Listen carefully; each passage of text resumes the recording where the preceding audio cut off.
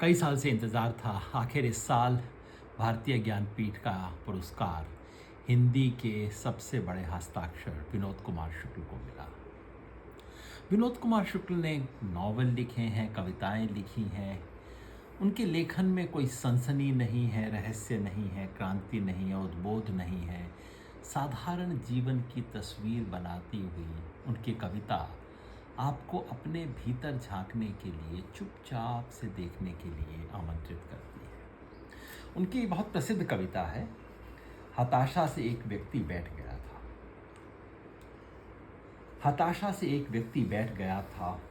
व्यक्ति को मैं नहीं जानता था, हताशा को जानता था। इसलिए मैं उस व्यक्ति के पास गया, मैंने हाथ बढ़ाया, मेरा हाथ पकड़ के वो खड़ा हुआ। मुझे वो नहीं जानता था, मेरे हाथ बढ़ाने को जानता था।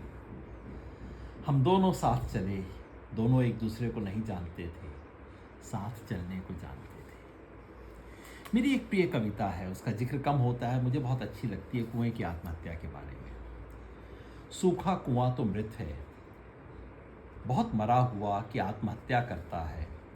अपनी टूटी मुंडेर से अपनी गहराई भरता हुआ, कुएं के खोदने से निकले हुए पत्थरों से जो मुंडेर बनी थी, कुएं के तल की कुआंसी इच्छा उसकी अंदरूनी गहरी बारूद से तड़कने की, परंतु अपने ही निकले हुए पत्थरों और मिट्टी से भरता हुआ कुआं न होने की तरफ लौट रहा है।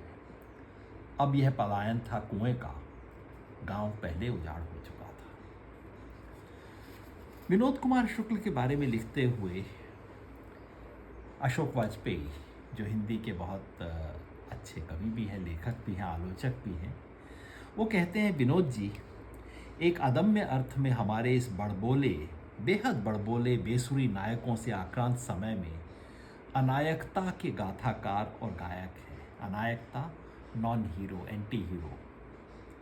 मंद लय में बहुत कम बोले, वे कस्बाई जिंदगी के रोज़मर्रापन में रची बसी अपनी कविता और कथा दोनों में केंद्र में रखते हैं अनायक, साधारण को, जो भले ही एक दूसरे को नहीं जानते पर साथ चलने को जानते हैं।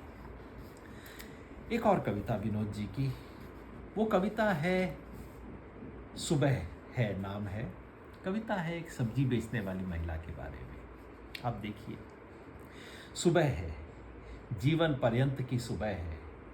इस आजीवन सुबह के सुबह सुबह में उस बूढ़ी कोचनिन से भाजी खरीदना, सब्जी बेचने वाली से भाजी खरीदना, जिससे मोल भाव नहीं करता मैं, जो पालक रुपया में 10 जोड़ी कहती है और गिनते समय 12 दे देती है।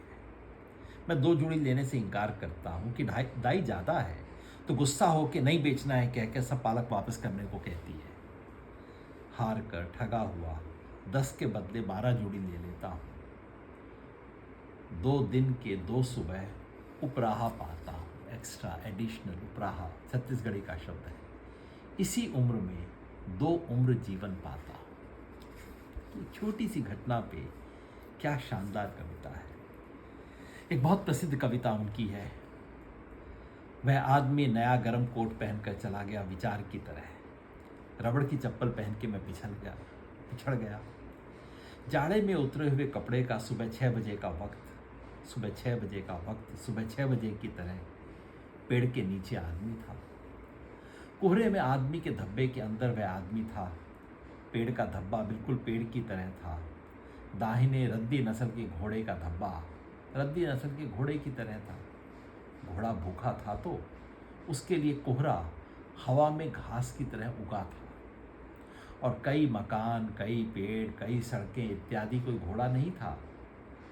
अकेला एक घोड़ा था। मैं घोड़ा नहीं था, लेकिन हाँफते हुए मेरी सांस हूबहू कोहरे की नस्ल की थी। यदि एक ही जगह पेड़ के नीचे खड़ा हुआ वह आदमी मालिक था, तो उसके लिए मैं दौड़ता हुआ जूते पहने हुए था, जिसमें घोड़े की तरह नाल ठुकी थी। हम सब किसी न किसी रूप में अपना घर गंवा चुके होते हैं। अशोक वाजपेयी कहते हैं, विनोद कुमार शुक्ल की कविता घर वापसी की कविता है। वो हमें फिर घर ले जाती है। लाखों को उत्साह से बेघर पार करने वाले क्रूर कुसमय में यह कविता कर पाती है, तो वह हमें अपने अधूरे जीवन को भरपूर जीने का उत्साह और अपने घर लौटने का न्योता देकर हमें अपनी मनुष्यता को सत्यापित करने का अवसर देती है। विनोद कुमार शुक्ल एक आदमी है जो कविता में रहते हैं और वहाँ उनसे उनकी पूरी आदमियत में हम अपनी पूरी आदमियत के साथ सहज मिल सकते हैं। सिर्फ कविता का दरवाज़ा खटखटाने भर की देर है।